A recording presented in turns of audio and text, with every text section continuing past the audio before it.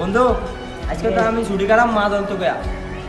ticket কাটবে ইসকা আজকে ticket কাটবো দেশে যা ফ্যামিলির লোক ঈদ করবো বুঝছস যাই এটা কর কবি সাহেব আমি মুল্লুক যামু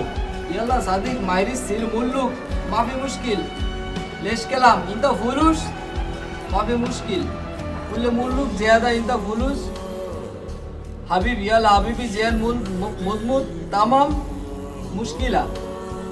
زيادة فلوس انت ملوك سامكو टिकट ما في مشكل يلا حبيبي سير كل ملوك ইয়াল্লা হাবিবি আসসালামু আলাইকুম वालेकुम सलाम वरहमतुल्लाहि वबरकातु ये हाल है صديق ما في مشكلة ليش كلام شو انت شغل ما في يلا ما يصير كل ملوك زيادة فلوس يلا برا ما يصير فلوس زيادة فلوس কবিলের তো ছুটি লয়ে আইলাম এই দেশ একটা ফোন দিই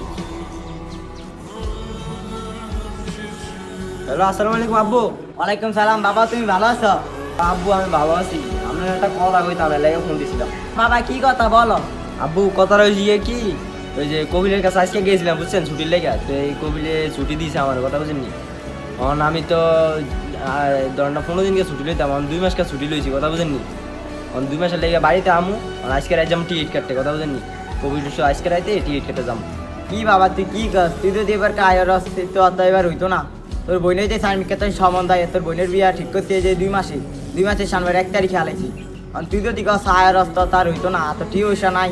আর তুই কইছি এই মাসের বেশি ঠিক আড়াইলে কোরবানি একটু বড় করে দিমু আর তোর বোনের বিয়াটাও কিছু ধুমধাম করে বড় করে দিমু আর তুই যদি আয়ের অস্ত বাবা এবার একটা হিমশিম খেয়ালাম কি হলে ও আব্বা হুদা আমি তোমার লগে শয়তানি করছি আব্বা আমি তো তোমার লগে শয়তানি করছি কথা বুঝছো কবিল আমার ছুটি দেয় না হুদা কথা কইছি আমি তোমার লগে মজা লিছি কথা বুঝছো আমি আইতাম না কথা বুঝছো কারণ ওই যে আমি তো জানি আমার তো মাথাতে আছে যে আমার বোনের বিয়া আরে আবার ধরো না কোরবানি দিবা কই কত টাকা খরচ সামনে সমস্যা নাই আমি এই যে এই মাস পরে আমি এই টাকা বাড়িয়ে দিতে আসি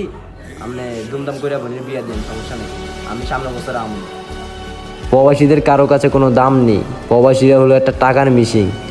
যার যে সময় প্রয়োজন সে সেই সময় খোঁজ নেয়